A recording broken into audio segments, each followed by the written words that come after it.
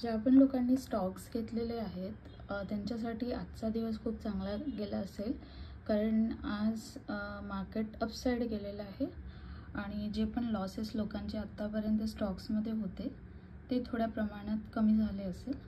आणि जे intraday traders आहेत त्यांच्यासाठी हे छोटंसं ॲनालिसिस आहे माझं. ही जी रेंज असते या रेंजला म्हणतात कन्सॉलिडेशन. तर कन्सॉलिडेशनमध्ये काय असतं की मिक्स कॅन्डल्स असतात आणि एकाच रेंजमध्ये मार्केट असतं. तर जेव्हा एकाच रेंजमध्ये मार्केट असतं तेव्हा प्रीमियम जो असतो, प्रीमियम म्हणजे जो प्राईज असतो, स्ट्राईक प्राईज, तो डिके होतो आणि त्याच्यामध्ये लॉस होण्याची संभावना असते. तर हा नॉन ट्रेडिंग झोन आम्ही समजतो. पण जेव्हा मार्केट हा नॉन ट्रेडिंग झोन ब्रेक करतो तेव्हा तो खूप मोठा अप मूव देऊ शकतो किंवा डाऊन मूव देऊ शकतो. तर जर तुम्ही ग्रीन कॅन्डलवर ट्रेड घेतला असेल तर तुम्हाला खूप चांगले आज पॉईंट्स मिळाले असतील. आणि ज्यांनी BTST ट्रेड घेतलेला आहे, BTST म्हणजे बाय टुडे सेल टुमॉरो, तर जे ओव्हरनाईट पोझिशन्स घेत आहेत त्यांना खूप चांगले पॉईंट्स मिळाले असेल. इथे जवळपास 500 पॉईंट्सचा गॅपअप दिलेला आहे आणि डिपेंड करते तुमचा कॅपिटल किती आहे आणि किती क्वांटिटीज तुम्ही घेतलेला आहे. तर त्यामुळे बरेच लोकांना आज जॅकपॉट मिळाला असेल. तर ही रेंज खूप इम्पॉर्टंट असते. लोक फक्त किती मार्केट वर गेलं ते बघतात, पण त्याची बॅक स्टडी नाही करत. तर ही रेंज खूप इम्पॉर्टंट आहे.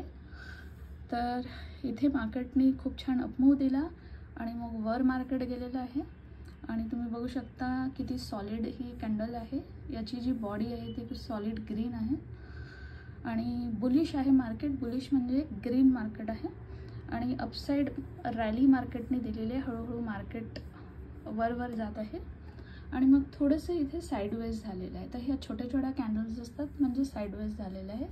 तर इथे तुम्हाला ट्रेड नाही घ्यायचं आहे कारण इथे प्रीमियम डिके होतो. आणि मग काय झालं, मार्केटने परत एक कॅन्डल इथे बनवली आणि इथे गॅप क्रिएट केली.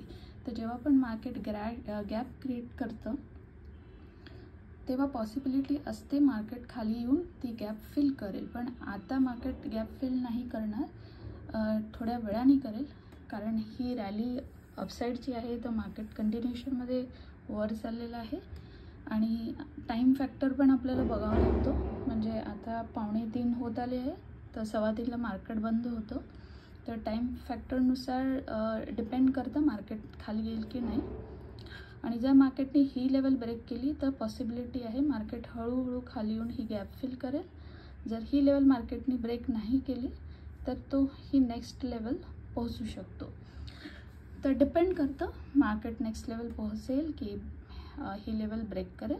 म्हणून तुमच्या सिस्टममध्ये तुमचा स्टॉप लॉस असायला पाहिजे. स्टॉप लॉस म्हणजे जेव्हा पण तुम्ही एखादा ट्रेड घेता त्याला तुम्ही एक स्टॉप क्रिएट करता, म्हणजे या प्राईसच्या खाली मार्केट जाऊ नये. जर मला एवढाच लॉस मार्केटला द्यायचा आहे तर तुमच्या लॉस लेवलवर जर मार्केट येतं तर तुमचा ट्रेड एक्झिक्यूट होतो, सेल एक्झिक्युशन होतं. तर स्टॉप लॉस खूप जरुरी आहे. मी हे ट्रेडिंगचं स्टेटसवर थांबवलं होतं टाकणं, कारण लोक उलटे सुलटे ट्रेड्स घेत होते आणि लॉसेस करत होते. तर याच्यामध्ये प्रॉपर तुमची स्टडी पाहिजे. जवळपास 2.5-3 वर्ष तुम्हाला याच्यात स्पेंड करावे लागतं. तर मी टोटल अडीच वर्ष स्पेंड केलेले आहे आणि पूर्ण सायकॉलॉजीवर आहे. तर तुम्हाला खूप केअरफुली याच्यामध्ये ट्रेडिंग करायचं आहे जर तुम्ही इंट्राडे ट्रेडर आहात.